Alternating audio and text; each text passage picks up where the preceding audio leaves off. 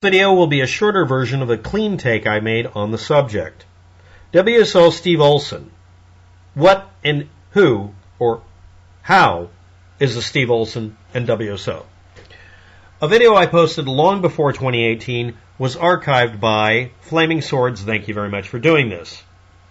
The video I posted was me debunking one of hundreds of videos at the time that WSO Steve Olson had uploaded. I recently found this because I was looking for something else, oddly enough. So I thought I'd look into how Steve Olson's doing lately. Last time I checked, something had happened, but I didn't know what it was. Let's move forward. Steve Olson, WSO, started his channel in 2011, November. Currently, the page lists 115,000 subscribers. This is an archive made today. Personal research on sky phenomena, working with artists and creators all over the world. I interview interesting people that hopefully you find as interesting as I do. One of the things he kept consistent is a donate button for Patreon or whatever. And, very importantly, right here, he would almost always have a link to a video that was ridiculously good, inspirational, or showed good taste. Let's make sure we understand that. I have no fault for that, obviously. Thank you very much. Two Sons, Pink Floyd, or something else. You can see it on the About page if it was ever archived. Nobody bothered archiving his page on Archive Today. But let's look at other ones.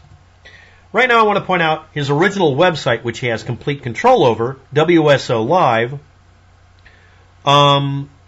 has an archive from 2014. He's been doing this since 2011 or before. Before, more likely, you might want to look into. I'll bring that up in a minute. 2016, October. He's doing chemtrail videos, Planet Nibiru, Planet X, Wormwood, all sorts of subject matter, using NASA resources like satellites pointed at the sun from another orbit, parallel distance, with Earth, but at one of the Lagrange points, like 1/3 of a circle around the sun's orbit, showing a circular sun, not a hologram or a flat object, and showing supposedly Nibiru or Planet X, chronically bringing this up. And again, using NASA resources, while some people in the comment sections state that NASA fakes everything. Again, same year, same sort of material. Moving forward, same year, same sort of material. And again, we're at 2017, which is this one. I archived and archived, so it's going to show two different dates. 2017, same stuff, but now YouTube and Google have gone ahead and started making it to where archiving is being fought against. Thanks, YouTube. And here we go to WSO Steve Olson actually letting it out of the bag on Steemit, aka DTube, by saying Planet Nibiru, Planet X researcher. He only had 5 posts here. The first one was him posting a blog post. It says 3 years ago, it's 2018. I've been writing a book for 27 years. The human experience has taught me one thing. There is a God, and his book is titled, God is Not an Asshole. Okay. You decide. Next. WSO Steve Olson, Our Skies 2019 footage from the world. Amazing. Basically, you would use webcams all over the planet that are notorious for producing lens flares. NASA data, RAW mode, which is notorious for having image data errors in it, and CCTV artifacts, that sort of thing. He never produced anything I couldn't double check and find out that he was misinterpreting, or anybody else could. Category images on his website, WSO Live. He has total control over it. Images, the last posting, 2020 September, for images only. And the video posting, September 24th, 2020. Gaslighting, the cruelest of cruel manipulation tactics. Next. This is a backup of just WSO Live itself I made. October 2020, last posting.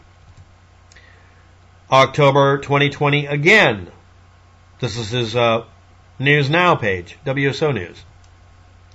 And here is his YouTube channel archived as of 2020 November.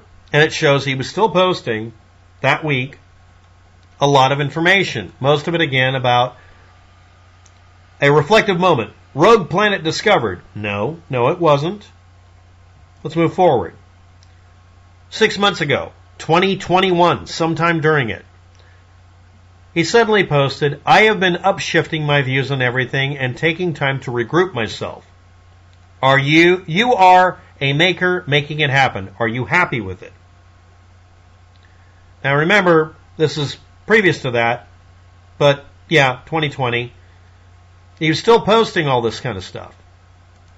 After he made that posting, he got rid of anything associated with Wormwood, Planet X, Nibiru, chemtrails, everything disappeared about 10 months ago. Right? Well, no, he deleted a bunch of stuff because, if you're not aware of it, if you're looking at this, those videos are also listed here too. Like right there, there, there. See, he was still posting even after doing this. So, him having his page contain suddenly sane data is only an indication that he may have realized after a period of time that maybe he was misleading people. This is November of 2020. A lot of people had a reckoning in November, realizing a lot of things like, if you're an American, Donald Trump is not the second coming of Christ, maybe the first coming of his polar opposite, but maybe a lot of people realized something. Anyway, as he said, he changed the way he's viewing things, and he's regrouping himself, and then suddenly decides to get rid of any mention of Nibiru, chemtrails, and other bullshit that I debunk. I'm hopeful for him, but I'm also kind of concerned. When you look up his Patreon account, which is what's most commonly linked on his page, when you can see the linking here, it's Patreon. It always does to the donate button, so you can't see the Patreon page, but he has 10 patrons and 4 videos and 100,000 subscribers that he could speak to.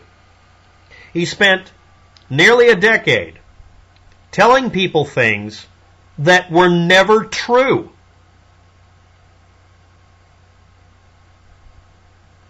He could post something to maybe help them.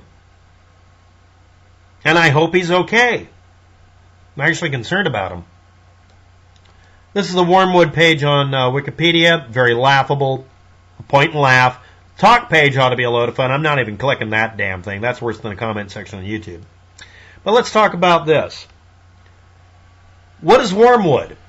In the Bible, if you read the original Koine Greek, Aramaic, and Hebrew raw mode and then translate it manually and also look at translations to see if they got it the way you'd think, you might find some differences, but this is me reinterpreting it by only changing out one word. Change out the word wormwood for the word bitter. Okay? The third angel blew his trumpet. No, this is not in the same order it's written, but it's about the same event predicted or having happened already. So I'm doing the substitution and putting this into logical order. An angel blew his trumpet, or there was a loud noise heard in the distance, a roaring. A great star fell from heaven, blazing like a torch. The name of the star is bitter. I'm not using wormwood, just bitter. Or, we gave it a bitter name. It fell on the springs of the water. It fell on a third of the rivers. A third of the waters became bitter. That's why we called this star, or a blazing bright torch falling from the sky, bitter. We gave it a bitter name. Many died from the water because it was made bitter. Translation directly. A third of the waters on the land, could be to the entire earth or just the nation this fell on, were poisoned by a falling, burning, bitter material from a source that was seen as a single source. But it says it fell on the springs of the water and fell on a third of the rivers. What that means is it broke up in air, impacting. Would anybody like to look at, that thing that exploded over Russia? That's a good example of it. Did bitter material fall? Not necessarily. Revelations 8:10 through 11. Was it Nibiru or Planet X? That has nothing to do with those. Planet X and Nibiru are an idea that's bandied about on the internet. Wormwood, however, just means bitter. It's not a system to be observed. WSO Steve Olson. The timeline of the prophecy has chronological consistencies with the Hun's army campaign in Europe led by King Attila. Yeah, thanks Wikipedia, that's great. I don't believe that has anything to do with it. I actually do what you would call a literal interpretation of the Bible. A third angel blew his trumpet is a prediction no, that's said in past tense. A loud sound was heard, because that's vaguely describing that, not anything else. Something was seen that was on fire like a torch that fell from the sky and poisoned a third of the waters, period, full stop. Probably by breaking up in the air, or someone saw a blazing torch in the sky, and then later the waters went bitter or went bad. This could be an explosion from a volcano over the horizon and them not being able to see it, and it putting off sulfuric material and poisoning the water by turning it into acid rain. It could also be that someone saw a comet, or just in this case, probably because the story isn't matched up anywhere else, a bolide or an explosion like Chelyabinski's meteor that exploded over Russia, and then coincidentally all the waters turned bad. Or is it? That's a better interpretation, and that's literally a verbatim or literal interpretation of a Bible passage. All I did was make it to where it makes chronological and logical order sense, which wasn't considered a priority at the time when it was written. I'm not kidding about that. Does this indicate a planet that's going to come back later? Under no circumstances is this wormwood concept here referring to that being real. And at the time, in other works, wormwood was used as a substitute for the word bitter, unpalatable, or disgusting. It was not used as a euphemism for a roaming planet orbiting the sun and Earth, because at the time this was written, that would have been a foreign concept they wouldn't have been able to accept. But maybe it was referring to it. But this is a description of something entering the atmosphere, and then afterwards, a third of the water being bad. I'm assuming the other two-thirds refers to stored waters and well water. Yeah, if you don't know why they say a third of the waters, it's because there's more than one source of water. Rivers and streams, lakes, and wells. It fell on springs and it fell on rivers. A spring coming out of the ground and a river flowing from the mountains. And wells. So what happened is the third that wasn't damaged, one of the thirds, was well water, and one of the other thirds was probably lake water, because it doesn't flow like a spring or a river. So what that means is if it was a lake or a well, it didn't get contaminated. But if it was flowing from a spring or if it was flowing from a river, it would get contaminated. That means that the ground might have shook. Maybe it released gases that bubbled into the water and made it taste bitter. I don't know, and neither do you. None of this indicates a planet, rogue or otherwise, coming through the solar system. If anybody knows what's happened to WSO Steve Olson, if he's actually communicated, please post it below. I'm hoping he had a change of heart and decided not to do anything damaging to the population of this planet by posting fake stories. I hope that he is well, truly. Thanks for watching. Have a good day. Good luck with all of that.